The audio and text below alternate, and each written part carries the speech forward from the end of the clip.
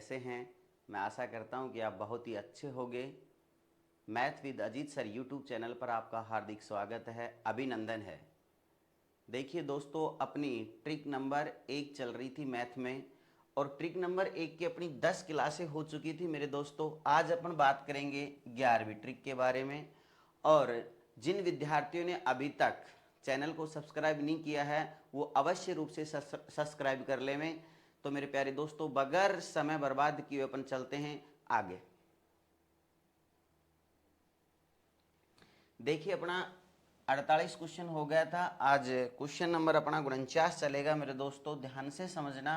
देखिए, आज अपन बात करेंगे समय काम मजदूरी में। पहली ट्रिक है जो ऊपर वही नीचे गुणा में जो ज्ञात करना है, ये कैसे काम करती है। देखिए दोस्तों, यहाँ पर सुमन ने एक काम को 3 दिन में कर सकती है और सुमिति उसी काम को 2 दिन में कर सकती है। दोनों एक साथ मिलकर काम को पूरा करते हैं, उनके कुल मजदूरी 150 रुपए मिलती थी। इसमें सुमन का भाग क्या होगा। तो पहले मैं आपको एक बात बता दूं मेरे दोस्तों, देखिए यहां पर जब भी मजदूरी का बंटवारा किया जाता है तो किए गए काम के अनुपात में किया जाता है। तो अपन सबसे पहले काम का अनुपात निकालेंगे कि इनके काम का अनुपात क्या होगा। देखिए अपन, अब यहां पर सुमन है जो इस काम को 3 दिन में कर सकती है और सुमिति इस काम को कितने दिन में, 2 दिन में कर सकती है। ये तो समय हो गया। अपन इनके काम का अनुपात निकालेंगे तो काम का अनुपात निकालने के लिए आप क्या करना, इन दोनों के लघुत्तम ले लेना एलसीएम। 3 के 2 के लघुत्तम कितने आ गए, 6। अब देखिए 6 में अपन 3 का भाग देते हैं तो 3 दूनी 6 और 2 तिया 6। तो यहां पर हो गया सुमन का 2 काम हो गया, सुमिति का 3 काम हो गया, अर्थात इनके काम का अनुपात 2:3 हो गया। अब यहां पर कुल मजदूरी हमारे को दी गई है 150 रुपए। अब हमारे को ज्ञात करनी थी सुमन को क्या भाग मिलेगा। सुमन की मजदूरी ज्ञात करनी है तो देखिए सुमन की मजदूरी आपके पास आपकी जानी पहचानी ट्रिक है, जो ऊपर वही नीचे गुणा में जो ज्ञात करना है। आपने काम का अनुपात ज्ञात कर लिया, 2:3 है। अब यहां पर कुल मजदूरी हमारे को 150 दी गई है तो नीचे कुल अनुपात आ जाएगा, क्योंकि कुल मजदूरी है तो नीचे कुल अनुपात आएगा। तो कुल अनुपात हो गया 2 और 3 5 हो गया। ठीक है, अब यहां पर ऐसे भी कह सकते थे अपन 5 यूनिट बराबर 150 हो गया। ठीक है, 1 यूनिट का मान ज्ञात करके भी ज्ञात कर सकते थे, या फिर इसको ऐसे भी कह सकते, दोनों एक ही बात है, जो ऊपर वही नीचे गुणा में जो ज्ञात करना है। अर्थात कुल मजदूरी हमारे को दी गई है तो इसके नीचे कुल अनुपात आएगा। कुल अनुपात 2 और 3 5 हो गया। गुणा में जो ज्ञात करना है, सुमन का मान ज्ञात करना है तो सुमन का मान कितना है, यहां पर 2 है तो गुणा में 2 आ गया। 5 तिये 15 और 30 दूनी 60। तो सुमन को मजदूरी के कितने रुपए मिलेंगे भैया, 60 रुपए। तो हमारा आंसर क्या आ गया, बी। समझ में आ गया होगा। चलिए अगला क्वेश्चन देखते हैं। ए और बी किसी कार्य को क्रमशः 15 दिन 10 दिन में पूरा कर सकते। उन्होंने कार्य को 30,000 रुपए में पूरा करने का ठेका लिया। ठेके की धनराशि में एक का भाग कितना होगा। तो वो का वही प्रश्न है। हम सबसे पहले काम का अनुपात ज्ञात करेंगे कि इनका काम का अनुपात क्या आएगा। तो ए इस काम को कर सकता है देखिए 15 दिन में और बी इस काम को कर रहा है 10 दिन में। अब यहां पर 15 के 10 के लघुत्तम ले लीजिए, कितने आ गए हमारे पास, 30। तो यहां पर हो गया काम 15 दूनी 30 और 10 तिया 30। तो काम का अनुपात हो गया 2:3। समझ में आ गया। आपको दोबारा देख लीजिए, लघुत्तम लेना है, लघुत्तम लेके अपन भाग दिया, 15 दूनी 30 10 तिया 30। तो ये 2 काम कर सकता है और ये 3 काम कर सकता है। अब बताओ कुल मजदूरी हमारे को दी गई है इनकी 30,000 रुपए। अब यहां पर हमारे को ज्ञात करना था ए को कितना भाग मिलेगा। तो एक का भाग हो गया, वही ट्रिक है आपकी, जो ऊपर वही नीचे गुणा में जो ज्ञात करना है। सेकंडों के हिसाब से सवाल हो जाएगा।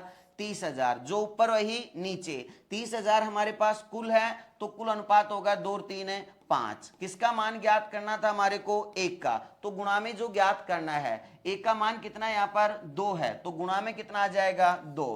5 छंगा 30 और यहां पर हो गए 6 दूनी 12। तो एक को 30,000 में से कितने रुपए मिलेंगे, 12,000 रुपए। तो हमारा आंसर क्या आ गया, डी।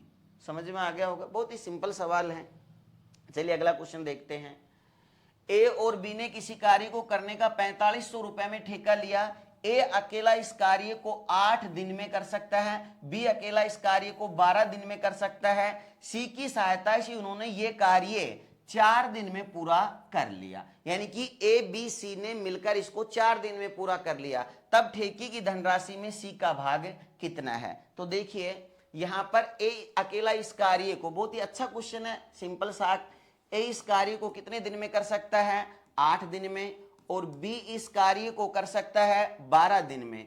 तीनों मिलकर सी की सहायता से, ए बी और सी तीनों ने मिलकर इस कार्य को 4 दिन में पूरा कर दिया। अब यहां पर सी का काम पहले मेरे को निकालना पड़ेगा कि सी का काम क्या आएगा। तो यहां पर अपन लघुत्तम लेते हैं 8 के 12 के 4 के। तो 8 के 12 के 4 के लघुत्तम हमने कितने आ गए? 24। तो ये हो गया, देखो इसमें भाग देंगे 8 का, तो 8 तिया 24, 12 दूनी 24, और ये हो गया 6 चौका 24। इसका मतलब क्या हुआ? ए 3 काम करता है, बी 2 काम करता है, और तीनों ए बी और सी 6 काम करते हैं। तो बताओ हमारे पास जो सी का काम आएगा, यदि मैं इन तीनों के काम में से ए बी का काम घटा दूं तो सी का काम निकल के आ जाएगा। तीनों 6 काम कर रहे हैं, ए 3 काम कर रहा है और बी 2 काम कर रहा है, तो 3 और 2 5 हो गए, तो 6 में से 5 गए, तो सी कितना काम करेगा? 1 काम। तो ए बी सी के काम का अनुपात आ गया 3 अनुपात 2 अनुपात 1। मतलब कि ए 3 काम करेगा, बी 2 काम करेगा और सी 1 काम करेगा। क्लियर? चलिए अगले यहां पर कुल मजदूरी हमारे को दी गई थी 4500 रुपए कुल मजदूरी है। यहां पर हमारे को सी का मान निकालना था, तो सी का मान हो जाएगा 4500, जो ऊपर वही नीचे। 4500 हमारे पास कुल है, तो कुल काम कितने किए हैं? 6 गुणा में जो ज्ञात करना है, किसका मान ज्ञात करना हमारे को? सी का। तो सी का मान यहां पर कितना है? 1 है, तो गुणा में कितना आ गया? 1। हल कर लीजिए इसको, देखो 6 से काट देते अपन, 6 7 42, कितने बच गए हमारे पास? 3, और 6 पंजो 30, और ये 0। तो कितना हो गया सी का काम? 750। तो हमारा आंसर क्या आ जाएगा? सी। समझ में आ गया? बहुत ही अच्छा क्वेश्चन था। ठीक है, आ गया होगा समझ में, आशा करता हूं। अगला क्वेश्चन देखिए, ए अकेला किसी कार्य को 6 दिन में करता है, बी अकेला उसे 8 दिन में कर सकता है। ए और बी ने मिलकर इस कार्य को 3200 रुपए में करने का ठेका लिया। सी की सहायता से यह कार्य 3 दिन में पूरा हो कर लिया, तो सी को कितनी राशि दी जाती है? अब देखो ए अकेला इस कार्य को कितने दिन में कर रहा है मेरे भाई? 6 दिन में। और बी अकेला इस कार्य को कितने दिन में कर रहा है? 8 दिन में। अब यहां पर देखिए ए बी ने मिलकर यह कार्य 3200 रुपए में करने का ठेका लिया। सी की सहायता से यह कार्य 3 दिन में पूरा कर लिया। मतलब कि ए बी और सी ने यह कार्य 3 दिन में पूरा कर लिया। अब सी कितना काम करेगा पहले हमारे को यह निकालना पड़ेगा। तो इनके लघुत्तम ले लीजिए, वो का वही तरीका आपके पास, 6 के 8 के और 3 के लघुत्तम लो। कितने आ जाएंगे हमारे पास? 24 लघुत्तम आ गए। अब देखिए 6 चौका 24, 8 तिया 24, और यहां पर 3 अंठा 24। अब देखिए ए कितने काम कर रहा है? 4 काम। बी कितने काम कर रहा है? 3 काम। ए बी सी तीनों मिलकर कितने काम कर रहे हैं? 8 काम। तो यहां पर तीनों जब 8 काम कर रहे हैं, तो सी यहां पर कितने काम करेगा? देखो तीनों 8 काम कर रहे हैं, ए 4 काम कर रहा है, बी 3 काम कर रहा है। तो यहां पर ए बी सी में से मैं यदि ए बी का काम घटा दूं तो हमारे पास सी का आ जाएगा। 8 में से 7 कम कर दो, सी का कितना काम आ गया? 1 काम। अब यहां पर हमारे को दी गई है कुल मजदूरी 3200 रुपए। अब यहां पर सी का हिस्सा ज्ञात करना था, तो सी का हिस्सा आपके पास हो जाएगा 3200 कुल मजदूरी है। तो कुल अनुपात हो गया हमारे पास 8, गुणा में जो ज्ञात करना है, किसका मान ज्ञात करना था? सी का। तो सी का मान यहां पर कितना दिया गया है? 1, तो गुणा में 1 आ जाएगा। 8 चौक 32। तो सी की मजदूरी हमारे पास कितने रुपए हो गई? 400। समझ में आ गया होगा, तो आंसर आ जाएगा यहां पर बी। ठीक है, अगला क्वेश्चन चलें। ए तथा बी ने एक कार्य 1200 रुपए की राशि पर पूरा करने को दिया गया।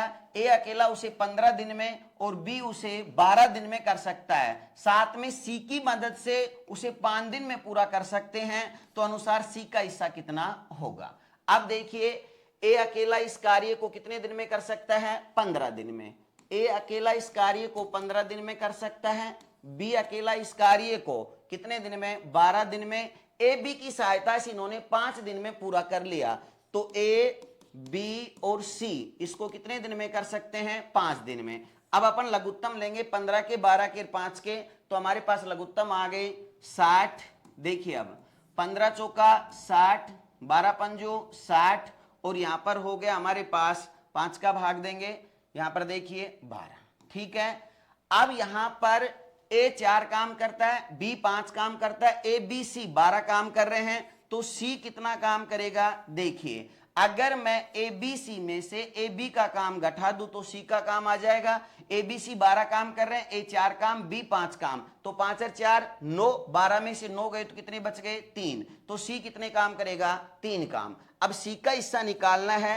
कुल मजदूरी हमारे को यहां पर दी गई है 1200 रुपए, तो वही ट्रिक है आपकी जानी पहचानी, जो ऊपर वही नीचे। 1200 कुल मजदूरी है, तो कुल अनुपात हमारे पास कितना हो गया, 12। मान किसका ज्ञात करना था, सी का, तो सी का कितना काम है, 3 है, तो गुणा में आ गया हमारे पास 3, तो 12 एक कम है 12, और यहां पर हमारे पास कितना हो गया, 300। समझ में आ गया होगा दोस्तों। तो सी की मजदूरी हमारे पास हो जाएगी 300।